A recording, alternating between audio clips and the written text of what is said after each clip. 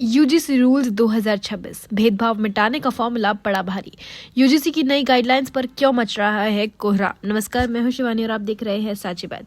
UGC के नए भेदभाव विरोधी नियम 2026 पर देश भर में घमासान छिड़ा हुआ है।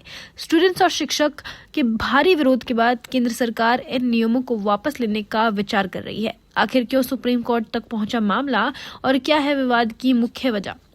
देश के उच्च शिक्षण संस्थानों में समानता और सद्भाव का माहौल बनाने के इरादे से लाए गए विश्वविद्यालय अनुदान आयोग यूजीसी के भेदभाव विरोधी नियम 2026 विवादों का केंद्र बन गए हैं। 15 जनवरी 2025 को लागू किए गए इन नियमों का मूल उद्देश्य है कैंपस के अंदर जातिगत भेदभाव को जड़ से खत्म करना और वंचित वर्ग के छात्रों को सुरक्षित शैक्षणिक परिवेश प्रदान करना। हालांकि इन नियमों ने ऐसी बहस को जन्म दे दिया जिसने न केवल छात्र राजनीति को गरमा दिया बल्कि सरकार को भी अपनी रणनीति पर पुनर्विचार करने पर मजबूर कर दिया है।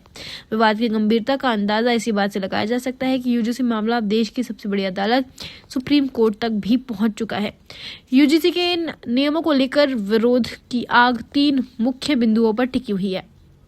नियमों के विनियम 3G में जातिगत भेदभाव को मुख्य रूप से अनुसूचित जाति यानी एससी, अनुसूचित जनजाति एसटी और अन्य पिछड़ा वर्ग ओबीसी तक सीमित कर दिया गया था। याचिकाकर्ता का कहना है कि भेदभाव किसी भी जाति के छात्र के साथ हो सकता है, इसलिए कानून का दायरा यूनिवर्सल होना चाहिए। शिक्षक संगठनों को एक वर्ग चिंतित है कि नियमों के सख्त दंडात्मक प्रावधानों का राजनीतिक द्वेष के चलते गलत इस्तेमाल हो सकता है। इससे यूनिवर्सिटी कैंपस का शैक्षणिक माहौल प्रभावित हो सकता है। दलित और आदिवासी संगठनों को आशंका है कि 2012 के जो पुराने और स्पष्ट नियम थे, नए नियमों के आने से उनकी धार कुंद हो जाएगी और शिकायतों के निपटारे की प्रक्रिया जटिल हो जाएगी। छात्रों का कहना है कि जेएनयू और बीएचयू जैसे बड़े संस्थानों में छात्र आंदोलित हैं। उनका कहना है कि सरकार को नियम बनाने से पहले छात्र प्रतिनिधियों से चर्चा करनी चाहिए थी। छात्रों की मांग है कि एंटी डिस्क्रिमिनेशन सेल में छात्रों की भागीदारी अनिवार्य हो। प्रोफेसरों का कहना है कि नए नियमों में प्रशासनिक जवाबदेही तो तय की गई है, लेकिन ये स्पष्ट नहीं कि अगर कोई संस्थान जानबूझकर शिकायत करता है तो उस पर कार्यवाही होगी या नहीं।